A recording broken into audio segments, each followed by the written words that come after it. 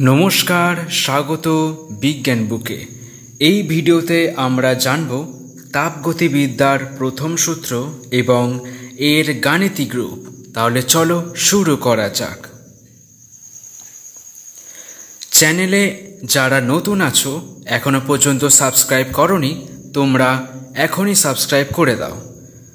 আমরা প্রথমে জানব তাপগতিবিদ্যার প্রথম সূত্র। মহাবিশ্বে মোট শক্তির পরিমাণ নির্দিষ্ট এবং অপরিবর্তনীয়। এটাই হলো তাপগতিবিদ্যার প্রথম সূত্র।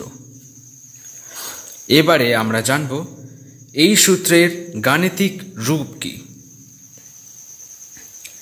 একটি বদ্ধ সিস্টেম এবং পরিবেশের মধ্যে তাপ বা কার্য অথবা তাপ এবং কার্য উভয়ের আদান প্রদান ঘটলে সিস্টেমের অবস্থার পরিবর্তন হয় এবং এর ফলে সিস্টেমের আন্তঃশক্তির পরিবর্তন ঘটে থাকে। মনে করি বদ্ধ সিস্টেমের প্রারম্ভিক অবস্থার আন্তঃশক্তি হল U1।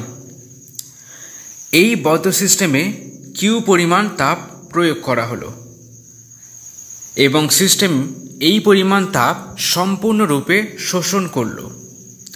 তাহলে সিস্টেমের প্রারম্ভিক অবস্থা ছিল U1, তারপর Q পরিমাণ তাপ প্রয়োগ করা হলো এবং এই Q পরিমাণ তাপ এই সিস্টেম সম্পূর্ণভাবে শোষণ করে নিল। তাপগতিবিদ্যার প্রথম সূত্র অনুযায়ী তাপের বা অন্য যে কোনো প্রকারের শক্তির বিনাশ নেই, তাই শোষিত তাপের সম্পূর্ণ অংশই আন্তঃশক্তি রূপে সিস্টেমে সঞ্চিত হবে। সুতরাং প্রারম্ভিক অবস্থায় সিস্টেমের আন্তঃশক্তির মান ছিল U1 এবং এতে Q পরিমাণ তাপ প্রয়োগ করা হলো।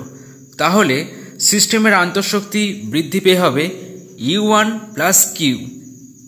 ওকে, এবার যদি এই সিস্টেমের উপর W পরিমাণ কার্য করা হয় এবং এই কার্যের সম্পূর্ণ অংশ সিস্টেমের আন্তঃশক্তি বৃদ্ধি করে, তাহলে সিস্টেমের আন্তঃশক্তি পুনরায় বৃদ্ধি পেয়ে হবে U1 প্লাস Q এবং প্লাস W।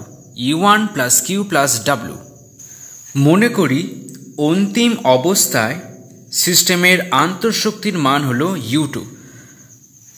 তাহলে প্রথমে ছিল U1, তারপরে হলো U2, আর এখানে Q তাপ আর W কার্য করা হয়েছে।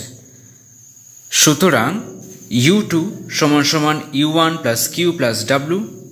যেহেতু এটা হচ্ছে অন্তিম অবস্থা, তাহলে U2 আর U1 একদিকে নিয়ে চলে এলে U2 minus U1 equal to Q plus W, আর এটাকে আমরা এভাবে লিখে নিচ্ছি।